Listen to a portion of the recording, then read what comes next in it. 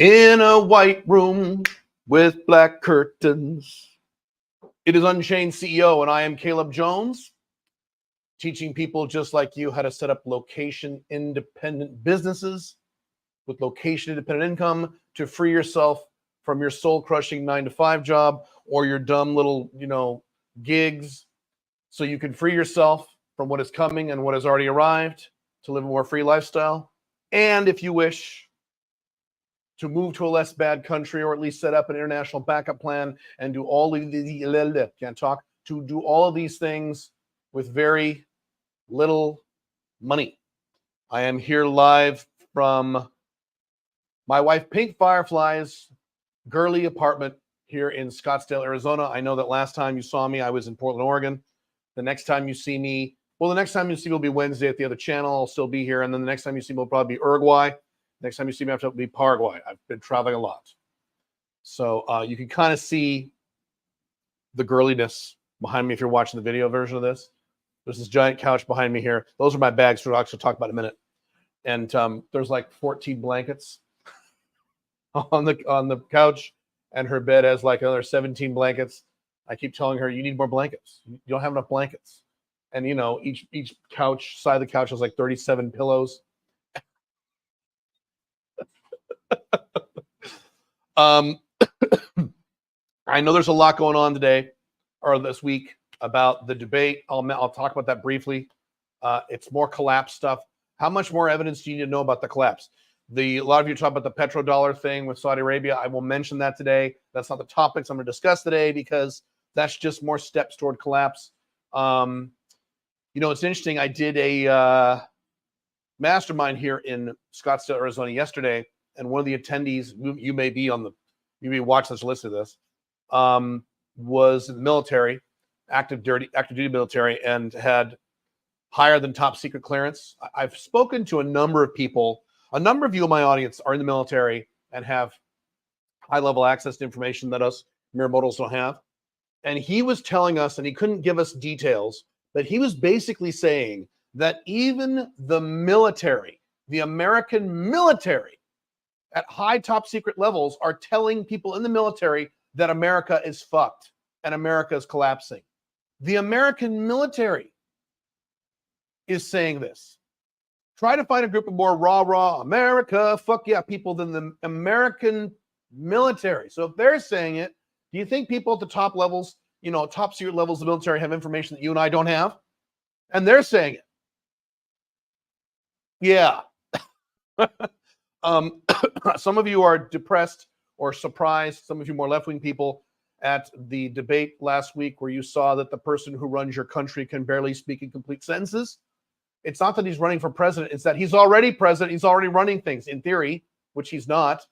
So you have a corpse who's running your country that they pump up full of drugs, they send out like a robot. Well, how does that make you feel if you're a left-winger? Okay, now if you're a right-winger, you're like, yeah, Trump did awesome in the debate. No, Trump lied left and right in the debate. He said there were no wars when he was president. Trump, there were 5 wars, you fucking liar. He said, I didn't have sex with a porn star. Okay. So you have a guy who's dead who can't even talk, and your only alternative of the guy who's dead who can't even talk is a guy who doesn't know how to tell the truth and is about 5 years old named Donald Trump.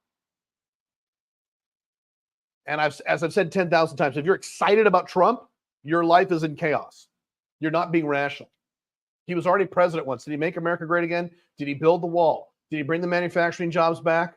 Did he do anything he promised other than cut my taxes? And I'm clear about that. He didn't cut your taxes unless you make what I make. He cut my taxes. That's good for me. Did he do anything he promised for you? Okay.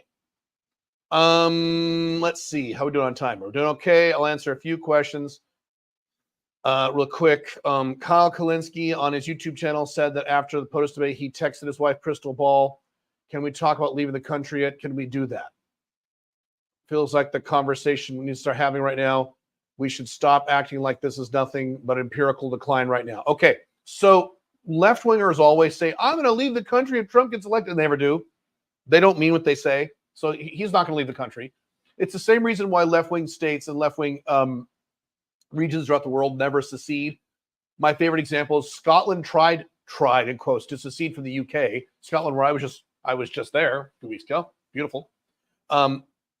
They said they were going to secede from the UK, and they didn't. Why? Because they're left-wingers, and they like free stuff. Left-wingers like free stuff.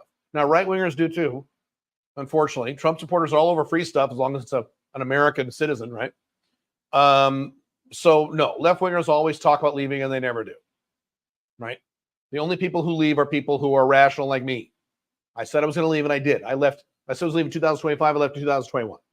So, yeah, they can talk a good game. They won't.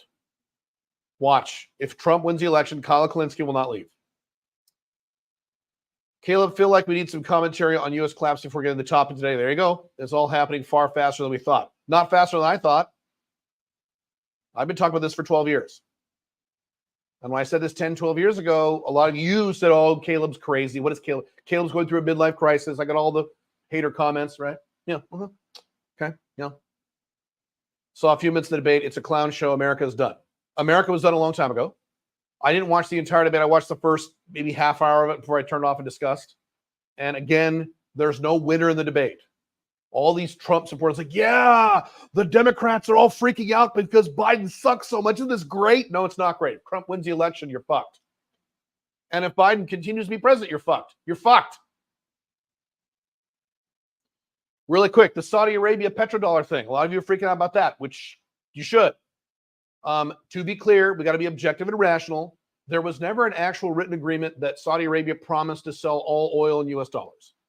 Okay, there was never that. Now, there could be a private agreement, and there probably is, or there was. So if you didn't know, the petrodollar is a concept where most of the oil in the Middle East pumped out of the ground, if it's sold to any country, must be sold in U.S. dollars. So if Kazakhstan wants to buy oil from Saudi Arabia, they can't use their own currency. They have to get American dollars from the United States and then buy the oil. Okay. So that's really helped the United States in terms of their economy and position in the world and, you know, the back of the US dollar and things like that. Saudi Arabia for the first time since the 70s, since when I was born, almost 50 years. Matter of fact, 1974. So I was 2 years old back then. So literally 50 years ago, finally said, we're going to start looking at other currencies besides the US dollar. Now, they're still going to use the U.S. dollar for a lot of their stuff, and they still are, but this is just another step of people removing themselves from the collapsing empire of the United States. Saudi Arabia knows where the U.S. is going and where BRICS is going. U.S. is going down, BRICS is going up slowly. Asia is going up, U.S. is going down. Everybody knows this. Saudi Arabia knows this. The American military know this. Everybody knows this, except for a few morons who say, well, if we vote for Trump, everything will be fine. And a lot of left-wingers. And as I've said many times, you know your country's in trouble when the only people defending the United States are the left. Now, we like transgenderism. We like these horrible woke Star Wars TV shows. These are great. Yeah, those are the people defending America. So, you know, as I've been saying for many years now, how much more fucking evidence do you need? And here's the tragedy of this is that in November, Trump is likely to win unless the Democrats pull something, swap Biden with Michelle Obama or something like that, which is possible. Not super likely, but possible. 20%, 30% chance or so. So if that's the case, you Trump supporters may have a problem. But other than that, if that doesn't happen, Trump will probably win. And a lot of you guys in the audience are going to go, yay! And everything's fine, everybody. Trump's president again. And you're going to be fucked. The United States is trying to force its will on the world as it's falling apart. It's the last effort to keep its empire going. Correct. The United States is a collapsing, bankrupt empire. So here's the summary of the United States, and I've said this many times. The United States is a multi-trillion-dollar a year, something like what, $13 trillion? It's the United States government, if you add up state, local, and federal spending, is around $10 trillion a year. 10 trillion or 11 trillion? Sorry, I think it's 10. Pre-pandemic, which doesn't include all the money they printed. Donald Trump, your hero, printed $8 trillion of money out of nowhere during the pandemic. Okay? That's why when you go get groceries, it's expensive, because Trump printed $8 trillion. Biden's printed $6 trillion. Okay, so America is a bankrupt multi-trillion-dollar corporation or empire manned or controlled by two political parties that are 90% identical, both of whom are left-wing, just different flavors of left-wing, manned by anonymous unionized employees who cannot be fired. And you think voting for a president, some dipshit president once every 4 years, is going to put a dent in that? How many people got fired after 9/11? How many people got fired at high government levels with the GFC, the global financial crisis in 2008? Yeah. Okay. There you go. Trump had his bite at the apple. What got better? Exactly. You should watch that whole video I did 2-3 years ago when Trump left office, and I went through all the promises he made. I went through all the predictions I made about him, and I was right on all of them, and how Trump supporters were wrong on all of them. It's about people not being rational. You've got to get rational. That's why I just said about the petrodollar thing. I didn't say, oh no, Saudi Arabia pulled out of an agreement. That's the news that you're hearing. That's false. There was no actual agreement. There's just kind of an understanding. And it's not like the US dollar is going to collapse tomorrow because Saudi Arabia is doing this. It will collapse in our lifetimes. That could be a while. To be fair, the US dollar is in strong use all over the world. It's not going to collapse anytime soon, but it will collapse in our lifetime. I keep saying America is not going to collapse tomorrow or next year. It's going to collapse in your lifetime, which means you'll be alive when this happens, which means you need to take action now to help yourself going forward so that when this occurs, you'll be fine. I'm based in Dubai and Paraguay. I'll be fine. Are you going to be fine? Where's your income coming from? United States? Are you going to be fine? No. Are you going to go? Yeah. Okay. My wife is so hot. She's so hot. I haven't seen her in months, and she's so hot. You going to go like that? Yeah. Oh, that's cool. She's going to the gym. I don't think she wants to show you how she looks, but she looks good. You want to come over here for the camera just for a second? Just like that? Come on. Just for a second. Oh, she's so hot. All right. All right. Let's see. Okay, a few more questions with to our topics here. I keep checking out my own wife like she's some hot girl walking down the street. Oof. And I know a little something about hot women. Okay, sorry, got distracted. I easily get distracted by hotness. Armenia is playing a dangerous game with NATO and the EU. Armenia, Moldova, and Georgia are Ukraine 2.0. That is incorrect. What are you referring to? I don't know what you're referring to. 333 million people, and those are the best you got. The U.S. has become a joke, literally. Yes, I've said this. The U.S. has become a Saturday Night Live parody of itself.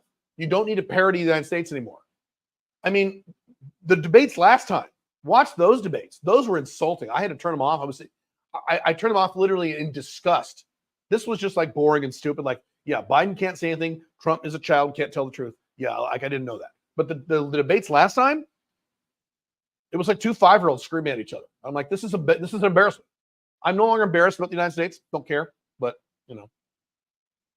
is being a 100% commission-only sales rep still considered Alpha 2.0 business? Not if you're an employee. No. Armenia is ditching Russia and going to the West. They've made agreements with NATO for security. It's a stupid mistake. Well, let's see. Are you the same guy that loves Belarus? Yeah, so you're a little biased on this. You got to be rational about these things. Just like with the Israel v. Palestine thing, you got to be rational. Look at this objectively, and you aren't. All right. Let's cover our two topics today. I have one minor topic and one very big topic, which has to do with these black bags you see behind me here, if you're watching the video, but I will describe them on the podcast, no worries. First is I have recently passed somewhere around here, my 4-year anniversary of not owning a car. So those of you who have been following me for a while, 4 years ago, I ran an experiment, or 4 years ago, I ran an experiment before I left the United States. This was a year before I left the US. I said, you know what, I'm just going to not own a car for a year. And I don't live in the city. I don't live anywhere near the city. I live way out in the outer suburbs, 45, 50 minutes from downtown Portland back then. Okay. So it's not like you live anywhere near a city. Because you say, well, yeah, if you live downtown, you don't need a car. But if you live out in the suburbs, you do need a car. Okay. And I did this to prove to myself, to see if With modern day technology, Lyft, Uber, rideshare services, Zipcar type services, delivery services, you don't actually need a car anymore, with two exceptions I'll talk about in a minute. And I did 2 videos on my YouTube channel, the Unchained CEO YouTube channel, both of them are there, I believe, on why I stopped using a car. And then I did a second follow-up video of all the objections. Guys saying, yes, you do, you need a car, what the fuck? I addressed all those objections. So now, didn't use a car for a year before I left the United States, moved to Dubai, didn't get a car, been in Dubai for 2 years, going on 4 now, or 3 years, excuse me. 3 years going on 4, can't talk. So I've not had a car for 4 years. Living in the suburbs for most of that time, not in a, now today I live downtown last few months, but that's been temporary. Over the last 4 years, I've lived in a suburb, either in Portland first year or Dubai suburbs the prior last 3 years with our house in Dubai. And so now I can tell you definitively what the results of that experiment have been. Number one, as I've said in that video, and you can go watch those videos, I am saving shitloads of money. Shitloads of money. Let's see if I can name all 5 ways which you save money on a car. Number one, you don't have to buy a car. Okay, there you go. Number 2, you never have to pay for gas. Okay. Number 3, you don't have to pay for car insurance. Car insurance is kind of expensive in many countries. I don't have to pay for car insurance. I don't have that problem. Okay. Number 4, you don't have to pay for the depreciation of the car. When you buy a car for $30,000, do you sell it for $30,000 5 years? No, you don't. So that's a separate cost in addition to the cost of the car, which people don't understand. Number 5, if you get a car loan, car interest on the car loan, you have to pay interest on the car loan because you're not getting a car loan. So it reduces your debt load. Okay. Number 6, maintenance on the car, brakes, tires, all that bullshit. I don't have any of those expenses. Well, Caleb, you have to pay for Uber and stuff. I'll get that in a minute. But I have none of these expenses. And you just think these expenses are normal because you've had them your whole life. You don't actually need them anymore. So that's number 1. I am saving mountains of money. Now, do I need to spend money on Uber occasionally? Yes. But the amount of money I spend on Uber, especially in Dubai where Uber is cheap, it's a fraction of what I was spending earlier. So this is the monetary aspect. I'll get to the lifestyle aspect in a second. Okay. So it's fucking great. Love it. Also the paperwork in dealing with a car, the debt, writing it off on your taxes, dealing with the title. Oh, that's another one. Title, when you got to pay for the title of the car. If you're like in a state or a region that charges you a title fee of a few $1,000s or sales tax, that's another expense I have to worry about. I don't know about any of that stuff. It's awesome. Now, get an electric car. They are cheaper. I just gave you 7 ways in which I'm saving money that would still apply if I own an electric car. Okay. All right. Now, the lifestyle aspect, which I didn't understand when I first started this experiment, lifestyle aspect. I don't have to store a car. I don't need a garage. I don't need a parking space. I don't have to figure out where to park whenever I come home if I live in an apartment. If I live in a home, I don't need a garage. I don't even need a driveway. I don't need any of these things. I need none of this stuff. Now, I'll cover in a minute the 2 exceptions of people who need a car. For you, those who's like, well, I need a car because I'll cover you in a second. I already did a video on this, but I'll cover you in a minute. Okay. So first of all, I don't have to store the car. Next thing, when I travel, this is one of the big reasons I didn't want to have a car. I'm going to be away from my home in Dubai for about 4 months. Okay. So that car would have to sit there and someone have to do something with it. Like, it's not good for a car to just sit there for 4 months. I go anywhere in the world and I don't give a fuck. I don't have to deal with any of those logistics. And everywhere in the world I go, including, second world Paraguay, Uber is available anywhere I want. So I don't have to store the car, to worry about the car when I leave the car on vacation, okay? Hang on. Next thing, and I forget this when I'm with people driving. Pink Firefly here in Scottsdale, Arizona owns a car because she's a normal person. So she thinks she needs a car. She doesn't, but she owns a car, fine. So I've spent the last week with her. We drive around doing stuff. And she has to figure out parking. So every time we go somewhere, we went to the, there's a big aquarium, like a zoo, butterfly type place. She's a girl. So we went there yesterday. And so we were driving around, looking for a parking space. Like, oh man, can't find a space. And fuck. So she had to find a parking space. This is what you guys have to do almost every day. You guys, and you're used to this pain. I talked about pain last week on my other channel. You're just accustomed to this pain. So she's driving around, looking for parking space, and other people I drive with, they drive around like, God damn it. And some guy, oh, fuck, you took my space. I don't have to worry about any of this. Ever.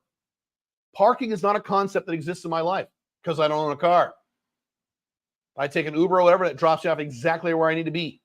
That's the next thing. Once you park somewhere, you have to walk 16 miles wherever the fuck you're going to go. Now, I'm here in Scottsdale, Arizona. It is July. It's 109 degrees Fahrenheit here. See, I'm a moron. I left Dubai to escape the Dubai heat right now. So I left Dubai, which is 118 degrees, to Scottsdale, Arizona, which is 109 degrees, because I'm a dumb fuck. The point is, we had to park far away. We had to do this several times. Park, and then we have to walk in the 110 degree heat, getting to where we need to go. What if it's raining? What if it's hot? What if it's snowing? You have to dick with this. I don't, because I don't own a car. Whenever I go somewhere, it drops me exactly where I need to be, and I walk right in. It's 10 times more efficient to not own a car in the modern era in the 21st century. It just is. I'm sorry, it is. There are two exceptions of people who need a car. I'll get those in a section. But they're rare, and you're probably not in these categories. What is the other thing? Next thing, traffic and all the emotion around traffic. Like, God damn it, and you're late, and your people are like honking at each other, and they're cutting people off. And Dubai, they honk at each other, right? They get pissed off, and all that stress that you experience driving in traffic, and most of you do, I have none of it. I'm in the back seat, relaxing, listening to an audiobook, or in many cases, working on my laptop. Perfect. All the stress is on the Uber driver. That's his problem. And it's your problem if you own a car. All that stress that you're just accustomed to, you think it's normal. I don't have any of that in my life. None. That's his fucking problem. I outsource the stress by not having a car. You outsource the stress of traffic and something else I'm going to bring up in a second, you Americans. You outsource the stress to someone else. That's his fucking deal. I don't have to worry about a goddamn thing. Yes, I wear a seatbelt, of course. 2% rule. The odds are higher than 2% you'll get in a car accident at some point in your life, so you have to wear a seatbelt. That's it. I put on my seatbelt, put my laptop, and I work. Or I just chill out, listen to an audiobook, or listen to some nice music. It's a short trip. Look out the window. Have a great time. Don't care about traffic. Don't give a fuck. It's nice. Next thing that all you fuckers have to worry about, particularly you Americans, this is mostly for Americans, also applies to Canadians to a degree, also applies to some of you Western Europeans, some applies to some of you Australians. Worrying about police officers and getting fucking pulled over and getting a ticket or getting a camera snapped at you and looking at all the speed traps. So Pink Firefly uses Waze. She hates Google Maps because Waze shows you all the speed traps, and they keep adding new speed traps as the West descends into a goddamn police state like the United States. So people who drive are constantly worried about in those countries. In some countries, I realize there's many of you like in Eastern Europe, places like that, you don't care. Dubai, you can don't worry about it. But in police states like America, you're constantly worried about getting a ticket, speeding. Oh, that guy might be there might be a cop there. Oh shit, there's a cop. I got to slow down. Oh, I heard there was a camera here. I better slow down. All that bullshit stress that you're just accustomed to, that you experience almost every fucking day because you're a psycho and you haven't updated your software. I don't have any of that problem. I don't care. If my Uber driver gets pulled over, which has never happened before, that's never happened. I've never had an Uber driver been pulled over by a police officer. Okay. My Uber driver gets pulled over, gets dinged for a speeding violation. That's his problem. In Dubai, not Ubers, but taxis. Taxis in Dubai are wired into some kind of system where if they go over a certain speed limit on the freeway for longer than like 4 seconds, they get dinged a fine. And sometimes goes, you are speeding. If you continue on this, it's like, 1984. It's only taxis. I don't care. I don't get charged for that fine. Don't give a fuck. You don't realize all the stress that you are incurring by thinking, I have to have a car. You don't. Now, 30 years ago, you did. You did. I had a car 30 years ago. Today, in the modern Western world, 2024 and beyond, you don't need to own a car. Now, here are the two exceptions of people who have to have a car. If you live way out, hours and hours away from a city, not 1 hour away. I lived almost an hour away and I was fine for a year. It was fine. Running errands, I'm non-monogamous. I was seeing women, and I never had a problem. Never had a single problem. So if you live anywhere near a city, now, if you live 3 hours away in the mountains of Bolivia, because I would get that on that video I did. Well, I live out in the mountains of Bolivia. I need a fucking car. Yes, of course you need a car. So if you live literally rural, you are 2, 3, 4 hours away from any major city, any town. Yes, you need a car. I agree with you. You're an exception. Does that describe you? No, 99% of you doesn't describe you. You live in a city or very close to a city. Don't you? Okay, next one. If you're a car guy, my friend Rich Cooper is a car guy. If you're a car guy, you love cars. Cars are awesome, big source of joy for you. Great, you should own cars as a hobby because they're fun, not because you need them. In the 90s, I was a big car guy. Super into cars. Loved it. When I was a younger man into sports cars, had a good time. So if that's you, great. If that's not you, guess what? You don't need a car, and I've confirmed it. You don't need a car. And if you say, no, I have to have a car because, A, go watch those 2 videos. B, that's emotions. That's not rationality or logic. It's not. Give me rational, objective reasons why you need a car. I had some people, when I did a video on this, one of the objections was, well, I got to wait for an Uber. No, you don't. You don't have to wait for an Uber. If you do this, once you are at a set location, you're going to know how long it takes to get an Uber. By the way, in Dubai, anywhere in Dubai, including the suburbs, 2 minutes. 2 minutes. 2 minutes to get an Uber. Now, when I was in Scotland, yeah, it took 20 minutes, 22 minutes to get an Uber. Yeah. So here's how it works. You plan ahead. You already know, okay, where I live, it takes 11 minutes on average for an Uber to come. I need to leave at, 10:15. So you summon the Uber at 10:03. Not rocket science, because when I lived out in Camas, Washington, or Washougal, Washington, out of ways, I knew I had sometimes it would take up to 15 minutes to get an Uber. Fine. You just plan ahead. You don't leave right when you want to leave and then it says 15 minutes, you go, God damn it. Well, that's stupid. It just takes a little thought and organization. That's it. To save all this money and all this stress. I've proven this. And I wasn't sure when I did this. This was an experiment. I said, I don't think between Uber, Lyft, all rideshare services, food delivery services, grocery delivery service, at least like in Dubai, everything's delivery. In most American cities too. So in Dubai, it's hardcore. When I get a blood test, they come to my house. When I have a hair appointment in Dubai, they come to my house. When I get a massage, they come to my house. I don't have to go anywhere. So now I really don't need a car. But even the United States, when I was in the United States for a year, didn't need a car. But I didn't know. I had to prove it, and I did. I will never own a car ever again unless, it's for pure fun. I can't even imagine that, frankly. I mean, I guess it's possible someday I could get some cool sports car, just use it for a few weekends a year. But then if you know what, you want to do that, rent a car. I can rent any car I want. By the way, I've said this before, I can buy any car I want. This is not like I can't afford a car. I could go buy a Bugatti like Andrew Tate right now. You do it right now. Don't want it. You can also do things like on long trips, you can hire a driver. I have a driver in Dubai. I have not a full-time driver, but I have a driver in Dubai. He's one of my assistants in Dubai.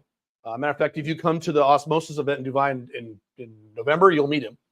And he drives wherever I want. And you can hire, for a decent, small amount of money, surprisingly cheap, a driver to get you in a nice Mercedes and drive wherever you want. And it's less, in many cases, than owning a car. Food for thought. Any questions on the car topic? Let me see if this is before I switch topics here.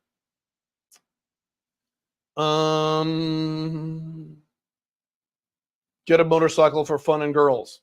I don't need a motorcycle for girls. Now again, for fun is fine. You want to go to a motorcycle for fun, dirt bike for fun, little sports car for fun, and you're wealthy, you can afford it. Fine. For fun is fine. I said that already. It's fine. But most of you hearing the sound of my voice, own a car because you think you need it and you don't. A lot of it is control. I talk about the other channel, Alpha Male 1.0, Alpha Male 2.0. I need to control my means of transportation. I have to be in control. Let go. Remember that song? Let it go. Let it go. All the songs that the over 33 women love. Not anymore. You got to let that shit go. Happiness. Outcome independence. Let it go. You don't need to control the way you drive. It's fine. I've never had a problem.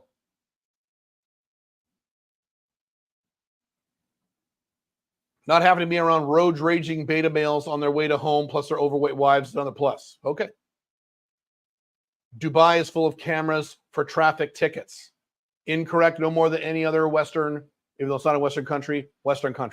That's incorrect. My wife was driving around Dubai left and right. I think she got one ticket. Let's see. My wife was driving around Dubai for a year and a half. Every day, all over the city. She drives a lot. She got one parking ticket. That's it. So false. Did you come to Glasgow, my city of origin? It's a dump now. Yes, I was in Glasgow for 4 days. I wouldn't call it a dump. I have a whole YouTube video on this. I haven't put up yet. I haven't bothered to do it. I'll get it up in a week or two on my report on Scotland. It was very run down. Old and run down is what I call it, not a dump. Portland, Oregon is a dump. Go to Portland. You want to see a dump? Go to Los Angeles. That's a dump. Glasgow is just old and run down, which is kind of what I expect. Okay. Next topic. Let me take a drink from this is one thing that I'm buying in the United States and taking to Paraguay. If you watch the video, this is a 64-ounce glass bottle. I got 2 of them. So I drink a lot of water. So I'm going to put a bunch of socks and clothing in here and pack that. I'll talk about this in a second. Hang on, let me drink. It's gigantic. It's as big as my head. I need like 2 hands to drink on this fucking thing. So, travel and setting up Paraguay as my second home. I did a blog article about this a few weeks ago, and I covered the overview of what I was doing. The phase 1 I was doing in Dubai plus here, and now I'm in phase 2. So here's what I'm doing, is that I am in Scottsdale, Arizona as of today. The recording of this is July 1st, which for me is an exciting day. This is the first day of a new year for me because I do 3-month years, as I've talked about many times. So this is day 1 of a new year for me. I'm very excited. I've been planning out the quarter. Can't wait, or the year, I should say, the year for me. And I will be here until July 8th. So I'll be here with my lovely wife, and we'll be doing 4th of July and stuff like that this week in the blazing heat. And then on Tuesday, which is July 8th, I will be flying down to my second home of Paraguay, Asuncion, Paraguay, to be specific. I'll be there for 1 day. Then I hop on a plane with Billy and some of our clients, and we're going to Uruguay for 4 or 5 days for our Uruguay event. Then I come back to Asuncion, Paraguay, and then thank God I'm done traveling for a while. I'll be in Paraguay for about 3 months. And then I will be back in Dubai somewhere around October when the weather starts getting nice again. And what I'm doing in Paraguay, if you weren't aware, is that I'm setting up a completely second duplicate home for myself in Paraguay. I'm getting a year-round apartment down there. No, I will not rent it out because it's so cheap. I don't need to. Paraguay's cheap. When people say, well, you're going to rent it out, they're thinking of apartments that cost $3,000 like in the collapsing USA or Europe. Paraguay, you get an apartment for $300, $400, okay, or a little more. You almost don't need to rent it out. So anyway, getting an apartment down there, and I want that apartment to be set up with all of my stuff exactly how I have my primary home set up in Dubai, which means I'll be able to go back and forth between Paraguay and Dubai with just this laptop bag. That's it. I think this is my bigger of the two, of my smaller one. So get on the plane, 14-hour flight with this little bag. That's it. I don't have to pack anything else, just my laptop, and arrive at my home in Paraguay, have all my stuff there without having to lug around the earth like I do now. Awesome. Can't wait. So what I've had to do is there are certain things that I can buy in Paraguay, which I have a whole list of things I want to buy once I go down there. There's a small list of things that I want in my life that I cannot buy in Paraguay. It's not available there because a lot of things aren't available there. It's Paraguay. And are not available in the US. So I had to buy these things in Dubai, pack them on this trip, brought them over here. And I'm going to go down to Dubai and leave them there. Then there's a number of things I have to buy in the United States that are not available in Paraguay or available but difficult to get. So I'm buying all those things here in the United States. I'm going to take them down to Paraguay in one big chunk, which I'll talk about in a second. And so here's how I'm doing this. I made a list, 3 lists. Buy in Dubai before you leave. Then in the United States, buy in the US before you leave for Paraguay. Then a third list, buy once you arrive in Paraguay. So basic stuff like shaving cream, I can buy in Paraguay. razors, toothpaste. Paraguay has that stuff, especially the nice areas where I'll be staying. So that's not a big deal. But there's a number of things that are not available in Paraguay that I can only get in the United States, either through Amazon or buying it at a store here. Some things are things you literally can't get. Some things are types of things you can't get in Paraguay. You get one version, but I'm picking, I want my version. So what I've done is, here in the United States, I bought this big bag here. So if you're listening to the podcast, this is a normal size check-in bag, big black bag. I bought this here, and I'm ordering all my stuff in the U.S. for my Paraguay home here in the U.S., and I'm just filling this bag. This thing is about 80% full of random shit that I need for my life down in Paraguay that I can't buy in Paraguay. Make sense? So, Caleb, what are you buying? So let me give you an exact list. I'll go down the list here. Pull this up, and I will tell you, give you some examples of things I'm buying. So this is stuff that is in the USA that I cannot get in Paraguay at all, or that are difficult to get. Because I know from my experience, I tried to get these things before in Paraguay, and they said, we don't, what's that? So I'm just going to run down lists of various, these are just living items. Now, most of these things are not things you will need. So if you do this yourself, you need to think through what things you need, what things you use on a daily or weekly basis. So what I did is to compile this list is I took a clipboard, or my phone really, and I walked around my whole home in Dubai, my bathroom, my kitchen, my office. What is everything I use on a regular basis? And I made a list of everything I use. And then I categorized it. Buy in Dubai, buy in the USA, buy in Paraguay. So this is the buy in USA for Paraguay list. Alcohol swabs. These are these little tiny, matter of fact, I may have them. Let me grab this here. Hang on. These things here. I'm on TRT, testosterone replacement therapy. Excuse me. I'm 52, but I have the testosterone of an 18-year-old athlete. So you need these little swabs when you do injections. These are not available in Paraguay. You can't get these. You can get alcohol, but not swabs. These are a little much more efficient. So I got a big pile of these. A bag carrier handle, which I could show you. I'm not going to show you all this stuff. It's in this bag. I won't go through all that shit. Bag carrier. So when you go to the store and you buy big bags of stuff, you get these bag carrier handles with they have the plastic grip, easier to carry things. You can't get those in Paraguay. Beta carotene. So there's several. I take a lot of vitamins. There are several vitamins you can buy in Paraguay. Several you can't. So these are the ones you can't. Beta carotene. You can't buy it down, as far as I can tell. Blackout tape for windows. So I have this stuff. You get this stuff on Amazon. I've done this in Dubai. I've showed pictures of this. Where whatever bedroom I'm going to get in my apartment in Paraguay, whatever glass, I'm going to cover it with this black. It's this very long tape, but it's tape that's like a foot long by like 6 foot. No, a foot wide by 6 foot long. And you just cover the whole windows. It doesn't look very pretty. I don't give a shit. But it blocks out the sunlight, so my perfect sleep continues. Cell phone desk holder, chromium picolinate's another vitamin I can't get in Dubai. My favorite cologne I'm getting here. Natural deodorant, so deodorant with a bunch of garbage. The deodorant I use is called Native. It does have a bunch of chemicals and crap. DHEA, that's another vitamin that I cannot get in Paraguay. DIM Plus, another vitamin I can't get in Paraguay. Earplugs. Now, earplugs you might be able to get in Paraguay. I wasn't sure, but I got them here anyway, just to make sure. The specific moisturizers. I teach anti-aging over my other channel, so I have to be the example. So I do a lot of moisturizers and exfoliants and all of certain brands that I've vetted. Those I've gotten here. Can't get those in Paraguay. Garlic pills, another vitamin I can't get here. I dye my hair. I have a little gray hair on the sides, so I dye my hair. So the hair dye that I need, I could probably find that in Paraguay, but it might not be the same. So I got just enough to hold me over, just in case I can't find it down there. Electrical adapters. So let me see if I can show you this. Is it over here? No, I can't. So what I'm doing is, I do this in every apartment or every home I live in. I get the Universal Electrical International adapters with 4 USB plugs on top. So you plug in the wall, you can now plug in any item, any device from anywhere in the world, plus 4 USB plugs. And I plug that into every socket in the entire home. So I bought 10 of these. So whatever apartment I end up getting, as soon as I move in, I'm plugging in all 10 to every socket. So now every socket in the home can use any device from anywhere in the world, even if it's a USB device, up to 4 per socket.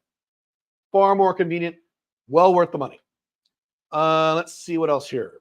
Laptop charger, laptop stands, a second monitor, all that extra stuff I have for my laptop setup. So what my setup, I'm duplicating my laptop and computer setup in Dubai in Paraguay, where I have a laptop stand that moves up. I've got a separate monitor. I've got a docking station over here. All that stuff I bought duplicates of for my home in Paraguay. Some sexual items I can't talk about. Some gifts for some people. Man groomer. So thank God I'm not super hairy, but I am a man. So I have some hair on my back. So there's a man groomer. I don't have it. And it's like this long extendable razor and you shave your own back. Can't get that in Paraguay. So I got that. The shaving mirrors I use, I shave in the shower, and this certain type of mirror that doesn't fog in the shower. Got 4 of those. Nose strips for when I sleep. So I do maximum. I have mouth tape, nose strips, earplugs, all that stuff I got here. The DocuStation I talked about. Retinol for my skin. I could probably get that in Paraguay, but I'm getting just a little bit to hold me over just in case. What else here? Oh, TRT stuff. So insulin syringes of a certain length. So I'll tell you, if you're curious, the insulin syringes I use for my TRT are 29 to 31 gauge. That's the thickness of the needle. 12.7 mm, which is the length of the needle, and then 1 ml and half ml, which is how much liquid the needle holds. Paraguay, you can get insulin syringes, but they're not exactly right. They're not what I need. The needle length is very short.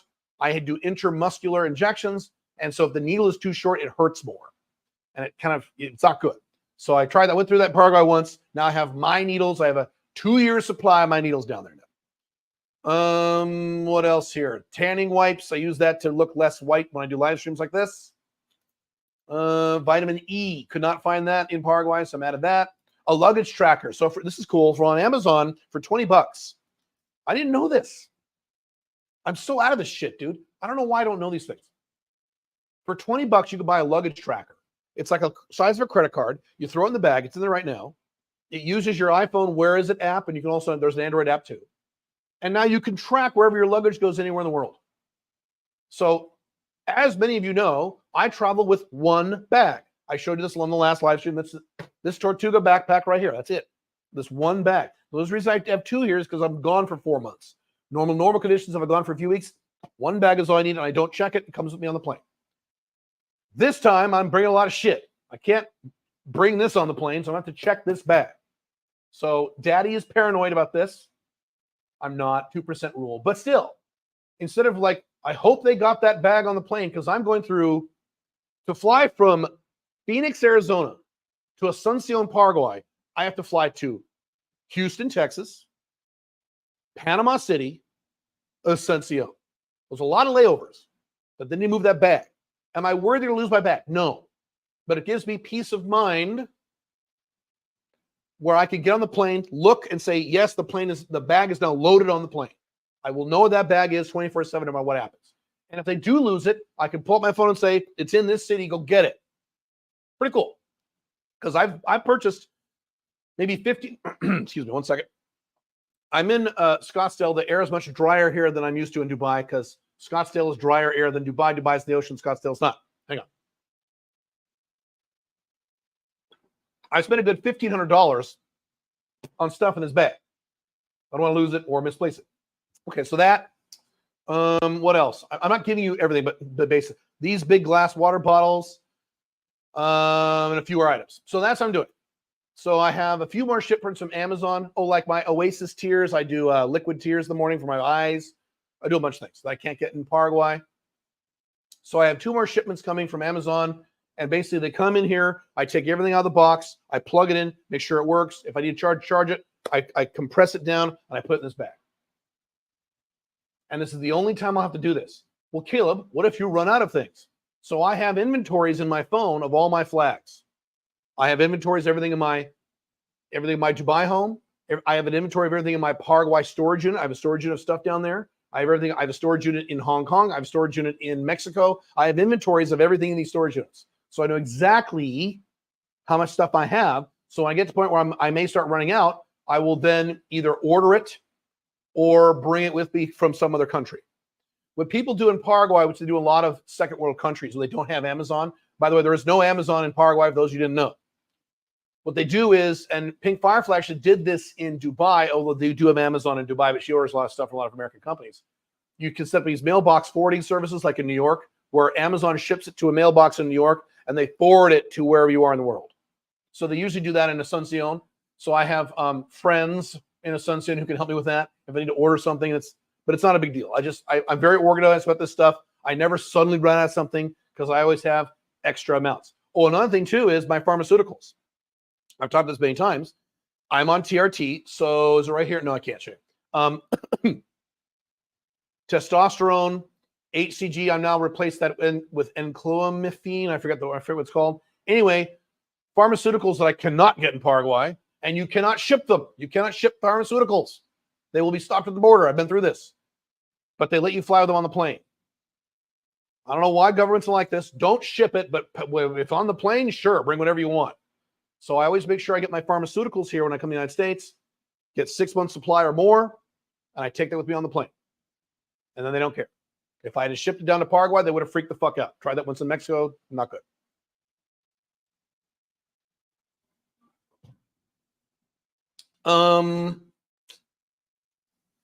Let's see what else about that. That's it. So once I get settled in Paraguay, I have a Airbnb down there for 3 months. I will look for an apartment down there. I will rent it out. I will have the next thing I want to do is buy furniture. Caleb, why don't you get a furnished apartment? I might. I'm picky about my mattress, so I don't know. I can get a furnished apartment or an unfurnished apartment and just be very minimalist. The opposite of what you see here in Pink Firefly's apartment. I mean, she's got fancy vases everywhere and fucking, flowers and plants and curtains and girly shit. And it's like, Jesus Christ, this actually looks nice. It's a lot of estrogen, but I mean, I have one picture of Conan in my apartment and that's about it. It's just a 3-bedroom apartment. I live in a 1-bedroom apartment. Great. So anyway, where was I going with this? Oh, I'll just get what I need. Get some basic furniture. I would like to have 2 bathrooms for visitors, if you know what I'm saying. Wink, wink. So, yeah, find an apartment. I'll probably pay an entire year of rent at once because it's so cheap. A few $1,000, just drop a few $1,000. It'll come in for a year. Caleb, why don't you buy stuff in Paraguay? That's a very big topic. I will. Billy and I have very big plans. A topic for another time. For now, just rent. I don't care. I don't care about this. My investments do very well. My businesses do very well. I'm okay renting for a while. I'm fine. And then I will array all my stuff, get everything set up the exact way I want in my new home. I'm very, very excited. So when I leave Paraguay, I will finally, the pandemic delayed this by 3 years, finally have my real home in Paraguay, better than a plan B, a full home. So having a second home is plan B on steroids. Plan B, I've talked about this, means, or backup plan, means you have residency in a country, you got a checking account in that country, you got a debit card in that country, you know the lay of the land, and that's about it. That's a backup plan. Second home is you have a whole home there year-round with all your shit. So you can literally just grab your backpack, grab your children, and just go, and you're fine. You don't need to pack a thing. Awesome. Awesome. The original plan was for me to have 3 of these homes. I think I've changed my mind to simplify. I've talked about this last year, I'm trying to simplify things. I think I'm just going to stick with Paraguay and Dubai as my 2 primary homes. I'm making some big changes in my personal life that I've not discussed yet. Those of you at the mastermind yesterday and at the London event, you know what I'm doing. I'll tell you guys probably in October, you guys in the public. So that's compatible with what I'm doing. So it'll be 7 months a year, 7 to 8 months a year in Dubai, 4 to 5 months a year in Paraguay, and then 1 extra month traveling. Perfect for me. Perfect. I'm super excited. Can't wait for this. What else do I want to say about that? And I'll get your questions. How are we doing on time? We're doing good. Yeah, that's really it. So this will be the first time in about maybe 20 years, I have checked a bag on a flight. Now Pink Firefly always checks bags. So she's a girl. She has 10,000 bags. She's Barbie. Barbie has 10,000 bags. I always fly with 1 bag I take on the plane. So this is the very first time I'll be checking a bag for myself. I think the last time I checked a bag was a trip I took to Hong Kong ages ago. And that must have been 20 years ago. So this will be a weird experience for me. Something else. When you check bags, you're doing shit like this. Some airlines are pissy about the weight of bags. So I have an airline regulation size bag. That's okay. But I'm filling this shit not with clothing, but with like equipment, liquids, all kinds of shit that are heavy. So I checked, there's 2 airlines. I'm using United Airlines to go from Phoenix to Houston and Houston to Panama City. That's United Airlines. Not my favorite, but okay. Then I'm taking from Panama City to Asuncion, Copa Airlines. Copacabana, the hottest spot. Okay, don't get me started. So I've checked both airlines on the weight limits for these things. Some airlines, like Emirates, will actually reject bags if they're too heavy. Most airlines will just charge you a fee, but that fee can be up to $400. So basically, they want this under 50 pounds. They will tolerate it up to 100 pounds, but they'll charge extra fees. Fine. It's cheaper than shipping it down to Paraguay, so I'll pay whatever fee they fucking want. I did this when I moved my stuff to Dubai the first time. I paid all kinds of overweight fees. I don't give a fuck. So I did it. So I went and actually measured this or weighed this. It's not 100% fully. It's about 50 pounds right now. So both airlines will accept it, but they will probably charge me a fee. I don't care. Also tax deductible, wink, wink. Because, hey, I have business in Paraguay. I'm doing events down there. It's true. Doing a whole event in Uruguay. Tax deductible. What else? I want to talk about that, and I'll get your questions. I see a lot of questions. That's it. I'm very happy. I'm very excited. I can't wait. I've been excited about this for weeks. I can't wait to get my second home all set up, arrayed exactly the way I want. It's something I've wanted for many years now. That'll be a big check mark off my to-do list in terms of my Five Flags stuff. Matter of fact, that's the last check mark other than getting 2 more passports. And those are pretty much in the bag. I don't have my hands yet, but they're in the bag. So other than getting the 2 passports, which is kind of a waiting game, I'm all done. I'm good to go. I'm outside the West. Dubai and Paraguay are both non-Western as you can get.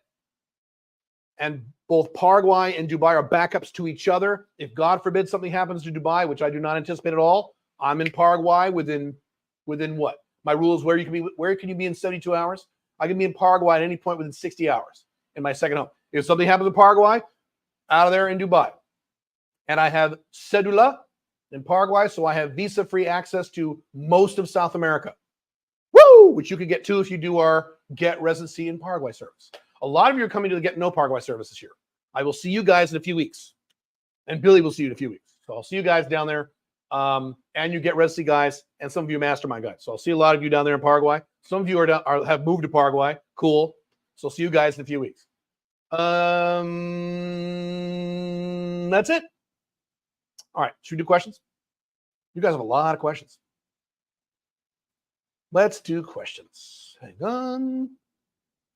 Find where I was. Let me drink out of my unusually large bottle. Hang on. It has been such a joy to spend time with my wife again. I missed her a lot.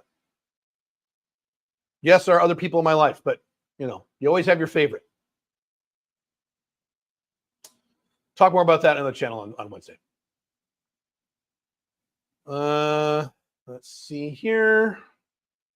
I'm on an unusually small screen, so this is difficult. Let me see if I can zoom this out where I can read this a little better. I love doing live streams while I'm traveling. It's great. Hang on, I'm almost there. Jesus Christ. Okay, hang on.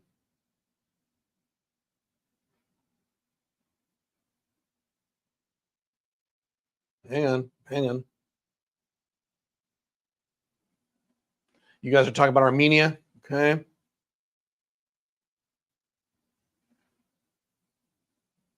Here we go. How should you allocate monthly income towards self-education, masterminds, coaching, etc.?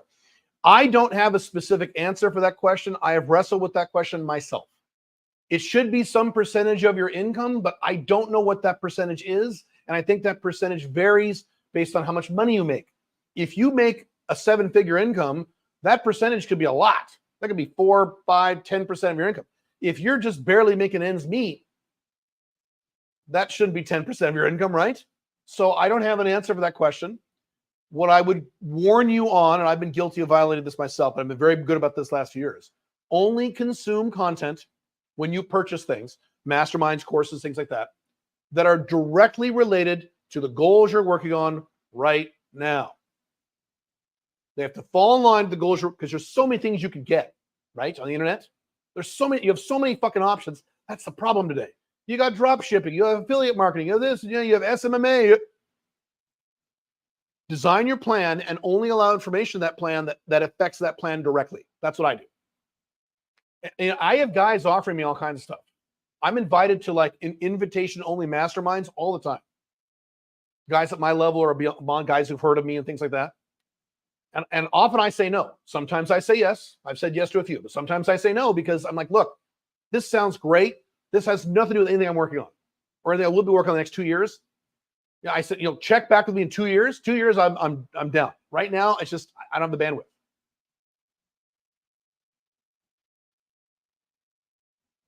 What's your thoughts on money versus passion? Appreciate your content. Money is more important than passion. Follow your passion is bullshit advice in most cases. Follow your talent and follow the money. That will get you from zero to money faster. Here's my example I've used many times. If I didn't care about money, I would not be here.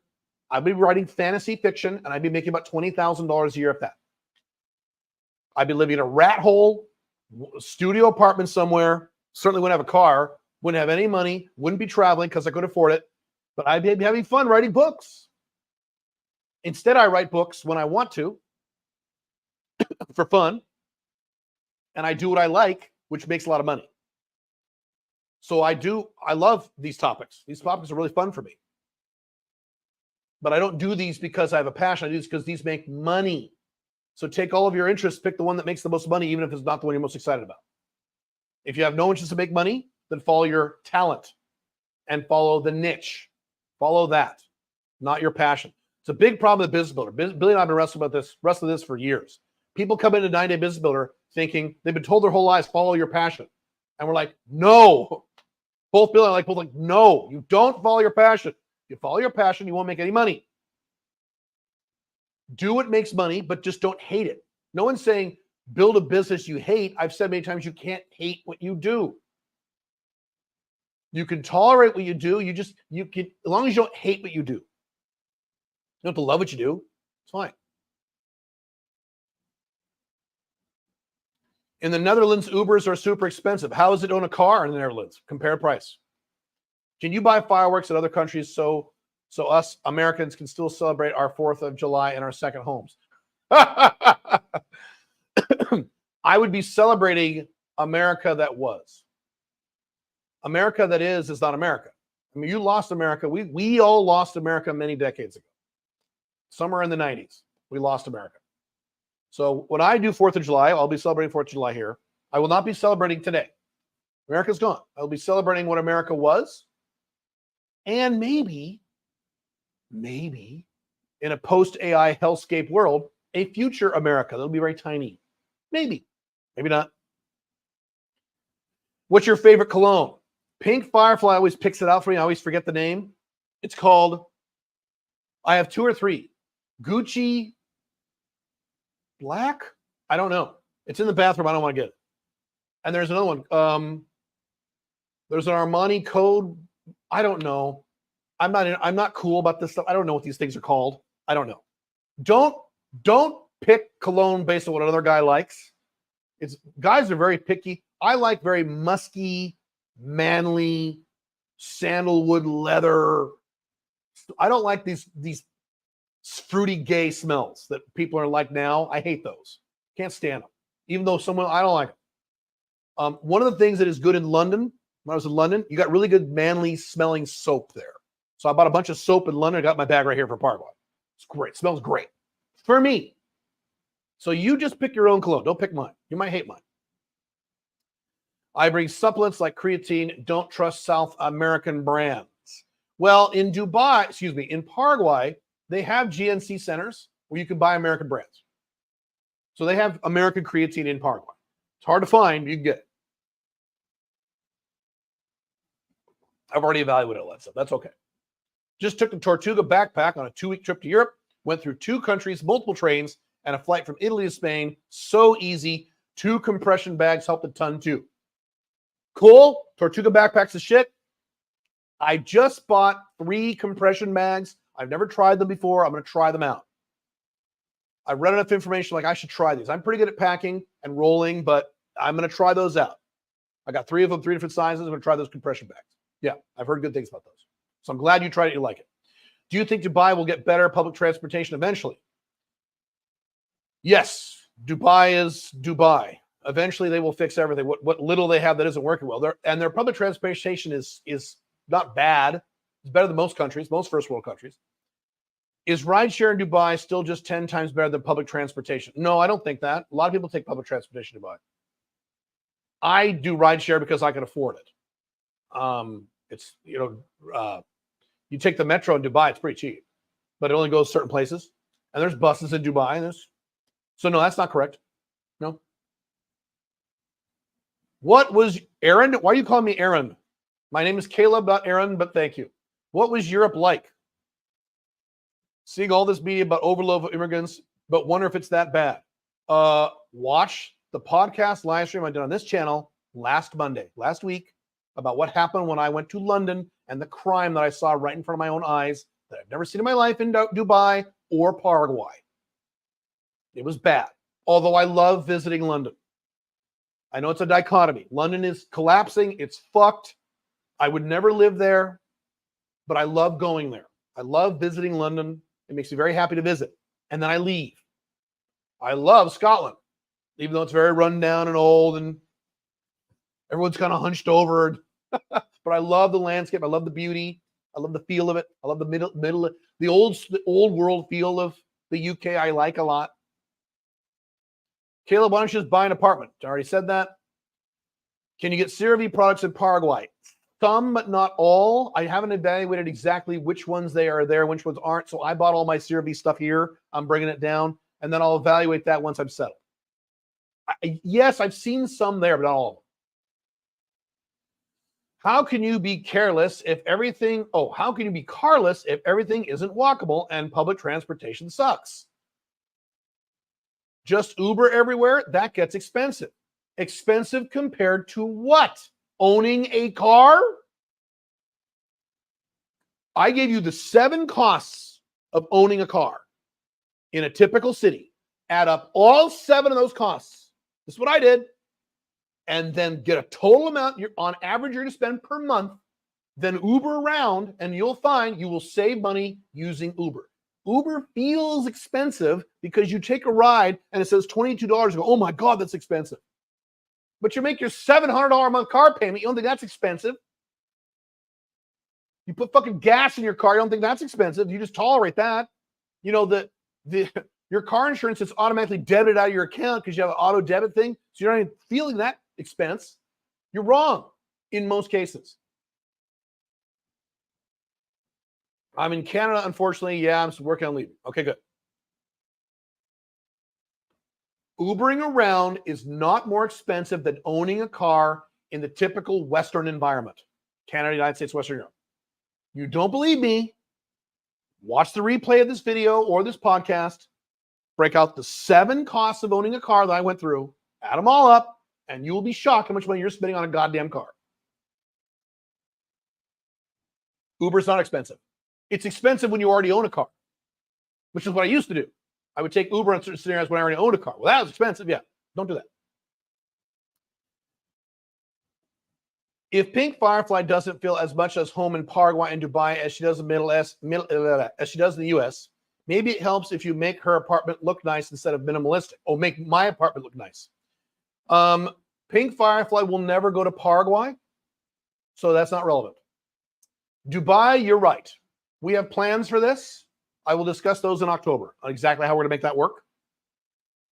But Paraguay, she has no interest in going. No interest in going. She's like, Paraguay, ew. She likes Dubai. For people who have completely 100% renounced their U.S. citizenship, how hard is it for them to visit the U.S. after? I've heard it becomes impossible to get a U.S. visa after renouncing. Yes, you've heard that. It's false. It's not impossible. It's not almost impossible. First of all, you plan that out before you renounce. What passports do you need that you can get a visa in to the United States? Now, obviously, if your second passport is an Iranian passport, yeah, that's going to be a problem. So don't do that. So go after passports where you know in advance you're going to get a visa, go back to the U.S. Number 1. Number 2, Go through the big process well in advance. It might take you 6 months to fuck around because America's a police state. Yes, and do that. Here's my answer. I'm cutting off as much ties to the United States as I possibly can. So I've mentioned this before. I have 2 elderly parents who live in the U.S., and one of my kids are in the U.S. and my wife. Okay, but my wife can travel and come see me. Okay, so that's different. That's it. That's all I've got. The only reason I come to the U.S. is to visit them and do seminars and stuff. And so even with seminars and stuff, worst case scenario, I could do those in right over the border in Canada or Mexico. Worst case scenario. I'm not planning on that, but I could. So that's the other thing is try to eliminate as much ties as you can so it's not a big deal. Like, oh my God, I go back to the United States. So it's not a big deal. I personally know people who have renounced their citizenships who go back to the U.S. and it's fine. It's a hassle. It's a paperwork hassle. You'd be very patient. That's true. But they go back. It works. It's fine. Glad you had a great time. I've been to Europe a few times. Italy and Spain were both enjoyable for me as well. I love Italy. I've never been to Spain. I'm going to Spain. I'm doing an event in Spain in November for someone else. That'll be my first time in Barcelona. But I've never been. But Italy's great. I'm Sicilian, so I have this emotional attachment to Italy. So, yeah. Italy, you get fat. Food is good. After a terrible debate, I've decided to get a second passport. Biden is your best advertiser, LOL. Correct. Which flag is best for me? 36-year-old single black male, Mexico, Kenya, South Africa, or Philippines? My vote would be Mexico or Philippines. Both Mexico and Philippines are both awesome. My son is black. You've seen him on these videos. He loves Mexico. And they don't give him any of that black bullshit in Mexico they do in the United States. It's racism. He loves it. He loves there. They think he's like from the Caribbean or something. Pretty funny. Philippines also I know black guys do well in the Philippines.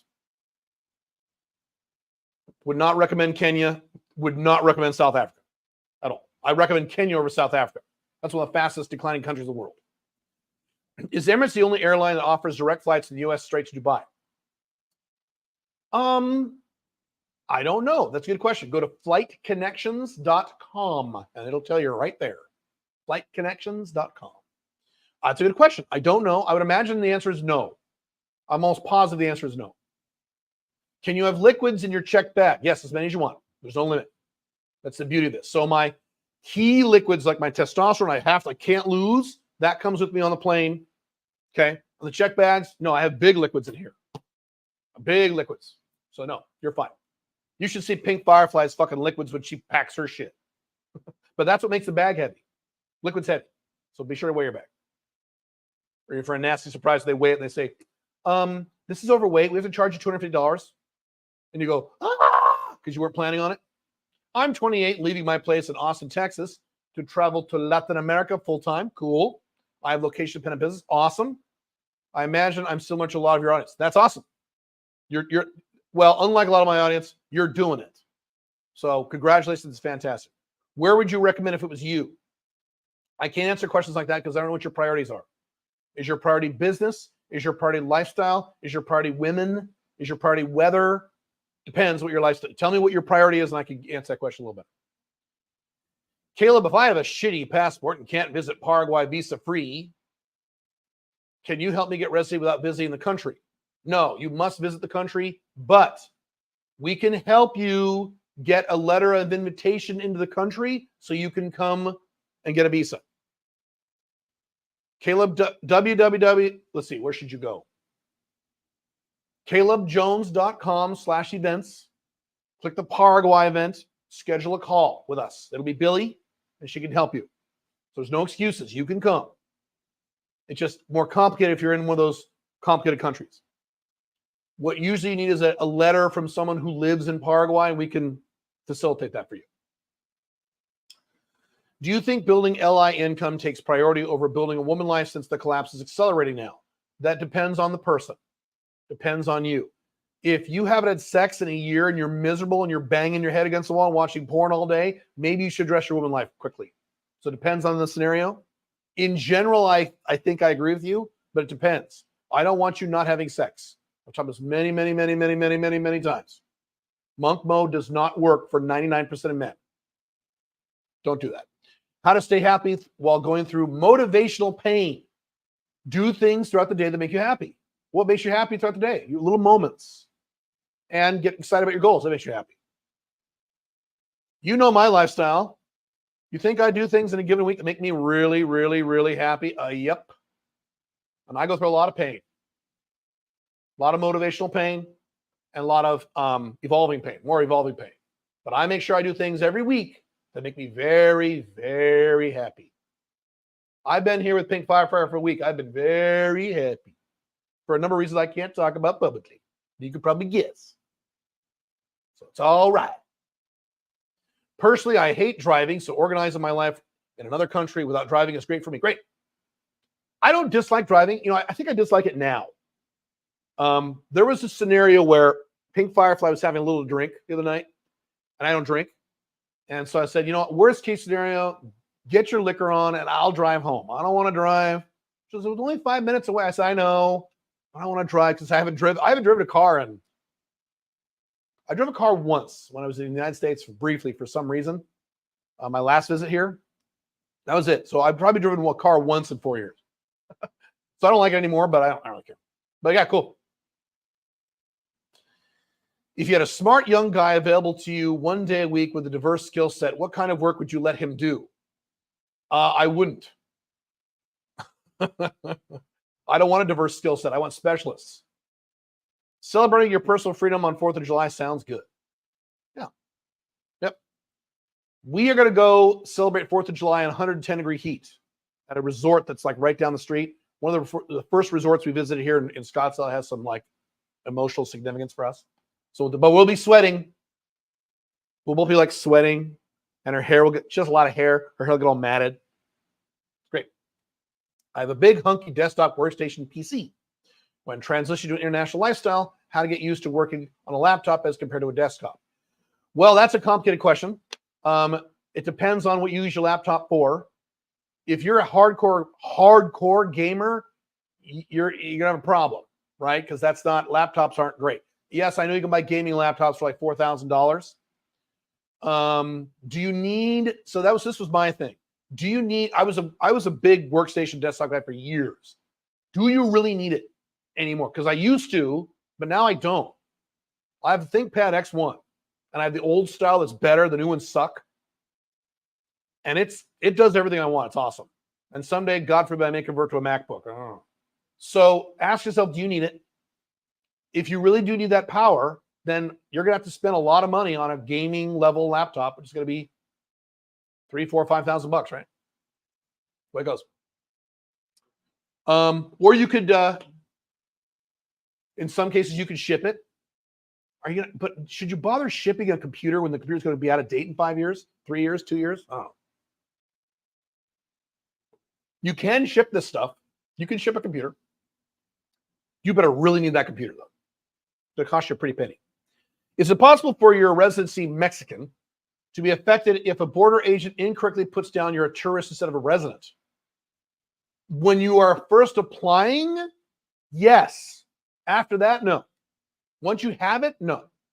But when you're doing the application process during that first 180 days, no. You have to tell them, look, I'm applying for residency, so I don't want to go through that line. I want you to stamp this thing and do that. You'll get the instructions. I've heard this happens a lot to residents who show their passport first to an agent before they show their residency card. You're probably thinking of people who are doing it during the 180-day first thing after they go to the embassy, they go down. Yes, people do fuck that up. The U.S. doesn't want you stateless. I don't understand your question. You don't want to be stateless. In other words, you don't want no passport. So you're not going to renounce your citizenship for every country you're with if you have no other passports. Then you won't be able to travel legally.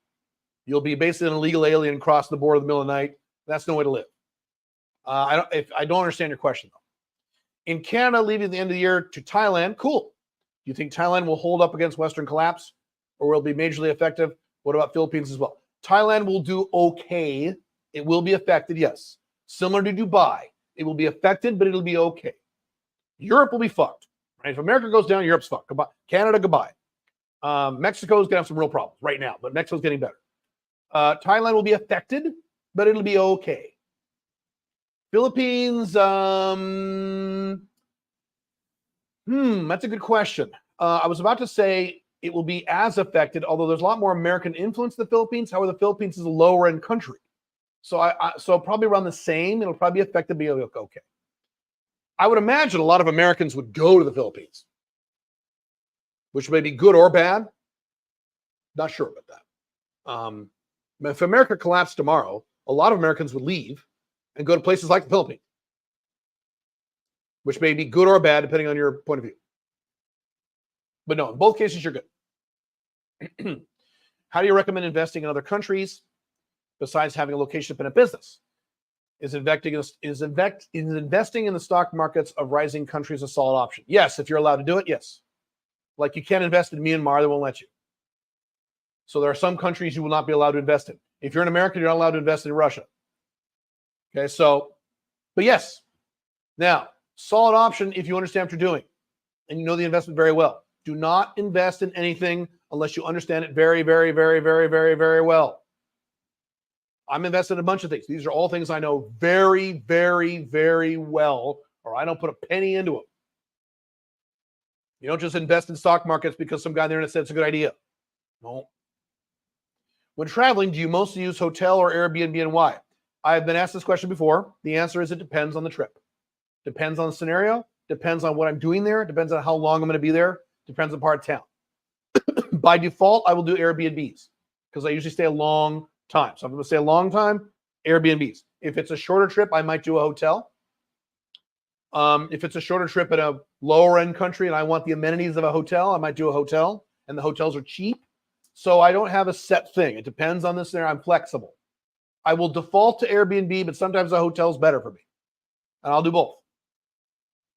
This trip I've been staying with family. So I was staying at my mom's. So let's go through my example. This is a good example. I flew to London. I did a hotel. I was in London for 2 weeks. I wanted to be in a London hotel. I didn't want to be in an Airbnb. Went to Scotland. Stayed for 4 days, 4 or 5 days. Stayed at a nice hotel. Nice for Glasgow, which is not that nice, but nice hotel. Whereas my London hotel was in a nice part of town. It was in Kensington, but very tiny and very old. And I had some friends who visited. They're like, why are you in this tiny little hotel? You can afford a lot more than this. I said, I know. Don't care. So then Glasgow was there for 4 days. I stayed at a nice hotel, not an Airbnb. Portland, I stayed with my mom. I was going to stay in a hotel. Here I'm in my apartment, our apartment here in Scottsdale. I got to say for legal reasons, my Pink Fireflies Scottsdale apartment, because I don't live in America. And then when I go to Paraguay for several months, I'll be on an Airbnb. But I have stayed in hotels in Paraguay when I stayed in short trips.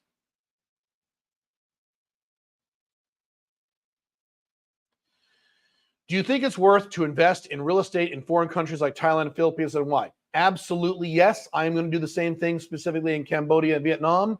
However, extremely complicated if you don't live there. If you don't live there on the ground, purchasing foreign real estate is to the nth degree complex. Real estate is complex enough. I've owned a lot of real estate in my life, and I've done very well with it. And that was complicated enough. You do foreign real estate when you don't live there most of the year, very complicated. So that's why I haven't done it yet. A, because the pandemic delayed all this. B, I need to go very slowly and methodically. So the answer is a big yes, but that is the most complicated thing you can invest in. You know, that's probably right. The most complicated thing you can possibly put your money in is foreign real estate. It's very complicated. So if you're not living on the ground there and you have a lot of free time, I don't recommend it. That's advanced level shit. Highlander 2 is set this month, this year. What? Highlander 2 is set this month. Oh, really? Highlander 2 is set in 2024? What an interesting experience that was when I saw that movie in the movie theater. Highlander is one of my favorite movies. Highlander, the first one. One of my favorite movies literally of all time. I am Sean McLeod. No. What's his name? Not Sean McLeod. What's his name? Shit, I forgot. McLeod. I used to say in some other live streams, I used to say, my name's Candy. And then someone else would say, of course you are. And I'd say, guess the movie that's from. What's his name? Not Sean McLeod. What's his first name? The McLeod of the Clan McLeod. Connor McLeod of the Clan McLeod. Connor McLeod of the. So it has a Scotsman who's French, a Spaniard who is Scottish, Sean Connery,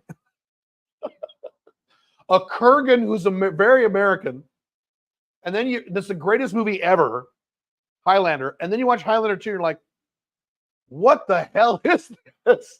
We watch Highlander 2, and the first 30 minutes, you're just going, it's not like, oh my God, this sucks. It's more like, what? What is this? You want to hear a true story about Highlander 2? I'm an 80s nerd, so I know all these things, so 80s movies. The Kurgan was supposed to be in that movie, okay? So the actor of the Kurgan is what? Lex Luthor in Justice League cartoon. What's his name? He's very famous. It's on the tip of my tongue. Anyway, so Connor McLeod, that actor, called up the Kurgan actor and said, hey, we're going to do Highlander 2. The guy's like, all right, we'll send over the script. So he sends over the script. He reads the Highlander 2 script, and he gets through like half of it. And Connor calls me and goes, do you want to be in our movie? He's like, this script is shit. No, I don't want to be this fucking, this is a turd. And then that guy, Connor McLeod, I don't know why I'm forgetting these people's names. He goes, hey, man, I wrote some of that. He's like, well, still shit. So happens to work with an alpha male. That's great. Yeah, I remember watching that movie. My little brother, like, this is so awesome when those hawk guys are like flying on those little things. And I'm sitting there going, what the fuck did they do to this? Today, that's the norm, right? Horrible, shitty sequels are the norm. But back in the 90s, you're like, what? Thanks for acknowledging my question when I go to Latin America. My priorities are women, nature, adventure type stuff, networking for business deals. Okay, those are three radically different things. So give me one of those things. Networking for business deals and women are two totally different things. So give me one thing and I'll answer your question.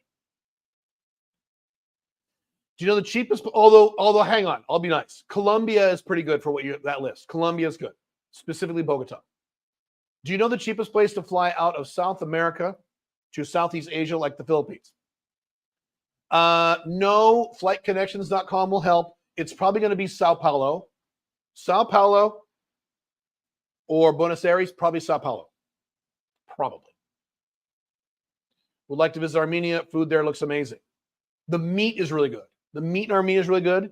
The burgers in Armenia, I don't know why, are amazing. Hamburgers, god damn. Pizza's not that great, but like the chicken there, it's great. They don't put all that garbage in it. Should I stay with my current wife until I move out? We're separating. Do not ask me woman questions on the stream. Ask me on Wednesday on the other chain. Last one. Do you recommend? Hang on a second. Need more water. God damn, this is dry weather. Fucking shit. Hang on. Do you recommend taking your course before or after my departure to Thailand? Thanks for all of your help. You've helped kickstart a new life. Cheers from Canada. I don't know what your scenario is. We teach, you're talking about 90-day business builder. That's location independent. So it doesn't matter where you are. So you could do it right now. You can't enroll right now. I mean, you can enroll right now, but you're not going to start for a few more weeks. You missed the enrollment deadline. But it doesn't matter where you physically are located. That's the whole point of the program. So you can do it anytime you want. You need your Armenia passport before you can renounce your U.S. citizenship. I'm getting more than Armenia. I can't tell you what I'm getting, but I'm getting way more than Armenia passport. I'm getting several. Yes, I need to have, my objective is to have two passports, besides my American passport, in my hand.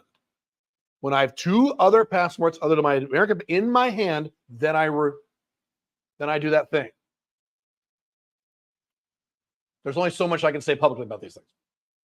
My attorneys have been very careful about this. So yes, I'm not going to you don't just renounce without a passport. That's a terrible idea. And you also want to renounce with like a horrible passport. I mean, you don't want to get a passport like Comoros and then renounce your American. That would not be good because you can't travel very many places on a passport. I need to renew my American residency to get 5 years one. What? I need to renew my Armenian residency to get the 5 years one, but won't be able to do that now for business reasons. Do you trust FedEx services to ship my passport to my attorney? I do trust it, but I agree with your fear. That bothers me too. There's been several scenarios I've had to FedEx my passport I don't like it, but I do trust it. I trust them, yes. But I understand. What do you think is the most Americanized country? Canada. Have you considered buying timeshares instead of renting in different countries? Timeshares are absolute bullshit. Do not ever, ever buy or invest in any timeshare. Do you know any stock traders or even just business owners who need to work at the appropriate USA times, 9 a.m. to 5 p.m. EST, while living in Dubai, 5 p.m. to 1 a.m.? How do they make their transition effectively? I don't know stock traders. I do know business owners who are up late like I am. I do that already. So I stay up till 1 a.m. in Dubai, and I go to bed at 1:30, and that covers me from 5 p.m. and I sleep until 10 a.m. or 9 a.m. I've never had a problem with it. So I do that. You're describing me. I don't need to do it, but it's helpful. So it's fine. Plus, I'm a night person. Plus, Dubai is more cool at night, I think. It's a cooler place at night. So, yeah, it's all good. Generating customer orders for EU subcontract machine workshops using ODOO, I don't know what that is, as an all-in-one ERP system. I don't know what that is. Aircall as a VoIP voice solution. What are other expenses in Dubai? What? I don't understand your question at all. Ask your question differently. I'm very confused by your question. Expenses for what? I don't understand. Been to Arizona in the summer. It's crazy hot, but warm weather is nice. Not this warm. Warm weather is nice. Sweltering hot weather is not nice. And this apartment's in the United States. Pink Firefly and I've had several discussions about this. The infrastructure here doesn't handle AC as well as the Dubai. In Dubai, it can be 10, 50 degrees hotter outside, and you can't tell you're nice and cold anywhere you go. In America, when it gets hot, even in places like Phoenix, Arizona, you're hot. This has been a warm. We have to open she has a 3-bedroom apartment here. The AC system is relatively new. During the day, we have to open the door to the hallway to help get more coolness in here because it's warm. You don't have those problems in Dubai. So, you know. In case you didn't see, Caleb, I think calebjones.com domain is not currently working properly. How much you want to bet I'm going to try it right now? It's going to work great. calebjones.com. Enter. Oh, you're right. When will that happen? All right, I'll look into it. Don't know. We are doing work on it. You know, we're doing work on it right now. We are doing work on that right now. What amount of money do you recommend someone has before they move to another country and start online business, work, tech, etc.? Those are two different things. Start online business, move to a different country, two very different things. Start online business right the fuck now. You are behind schedule if you've not started your own business yet. Right now. It doesn't matter how much money you make. Start it right now. You are already behind schedule. Moving out of the country depends. If you're a young guy with no debts and no bills and no kids, you don't need money, hardly any money at all. You can move on $1,000 a month, $2,000 a month, $3,000, $4,000, $5,000 in a savings account. You move.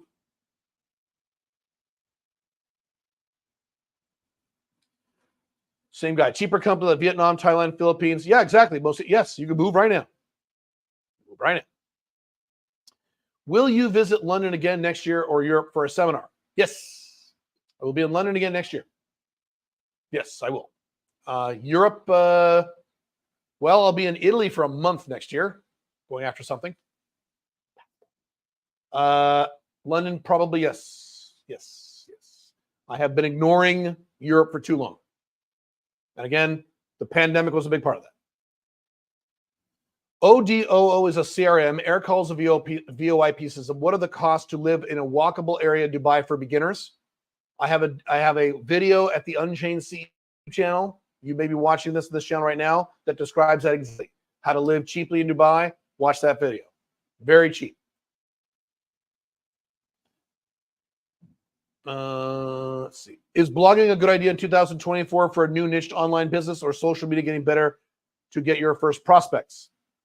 Blogging is valid as long as you do everything I recommend, which means you are narrowly niched. You say you're niched.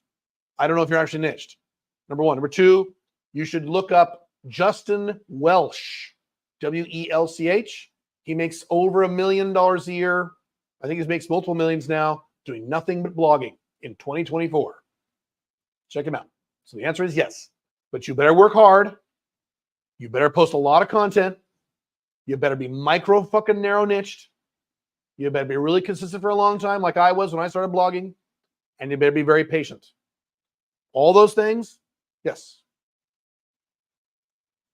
Starting business, we're generating customer orders for EU subcontract. You already said that. Yeah, that's fine. All right. Do I have any announcements this week?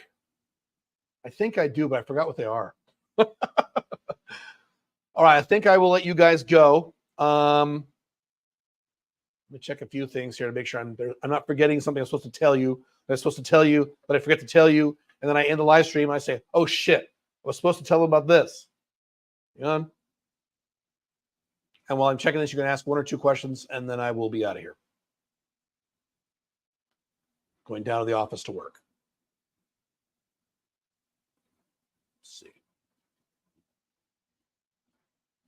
No, I guess I'm good. All right. What I will leave you with are two things. One is you don't need to own a car anymore. Take a deep breath and relax. You will save money and save a lot of stress by not owning a car. Number two, moving to or relocating to or setting up an international backup plan is easier than you think. Too many of you are making this into this big, scary deal, and it's not a big deal at all. How much money do I need? When should I do it? Oh, I don't know. What if my country does well or bad, or Joe Biden or Trump? It's easy. You're making this too complicated. These processes are very simple. They're very doable. They're very doable for you, and you'll be much happier once you make these transitions. And like I talked about, what I talked about a few minutes ago, some of this transitional stuff has been fun. This stuff has actually been kind of fun. It's been enjoyable for me. And setting up a new apartment, all that stuff. It's fun stuff. So don't stress about this. Stop making excuses about these things and take action, which is what I keep saying over and over and over again. Cool. All right. I will see you guys same time on Wednesday. Yes, one of you reminded me. Same exact time, whatever time zone. So it's 1, 12, 10, 11, 12, 1. 1 p.m. EST are always my live streams. Unchained CEO here on Mondays. Wednesdays is Alpha 2.0. So I'll see you guys in 2 days at the other channel. Have fun. Bye.